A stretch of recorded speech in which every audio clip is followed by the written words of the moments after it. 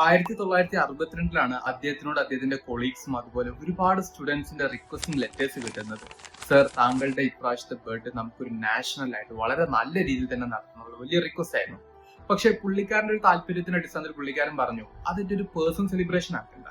ഞാനൊരു അധ്യാപകനായതുകൊണ്ടാണല്ലോ നിങ്ങൾ എനിക്ക് ഇങ്ങനത്തെ ഒരു കൺസിഡറേഷൻ, ഒരു വാല്യൂ തരുന്നത്.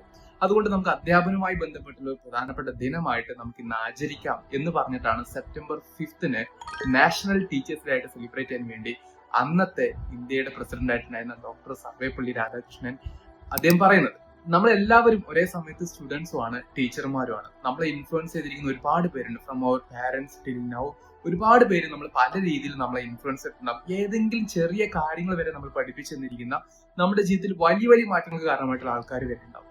എല്ലാവർക്കും നാഷണൽ ടീച്ചേഴ്സ് ഡേയുടെ ഒരു ആശംസ അറിയിക്കുകയാണ്. കൂട്ടത്തിൽ നിങ്ങൾക്ക് ഏറ്റവും ഫേവറേറ്റ് ആയിട്ടുള്ള ഒരുപാട് ടീച്ചർമാരുണ്ടെങ്കിലും ഏതെങ്കിലും ഒരു ടീച്ചറുടെ പേര് ഈ വീഡിയോക്ക് താഴെ നിന്ന് കമന്റ് ചെയ്യാൻ ശ്രമിക്കുക.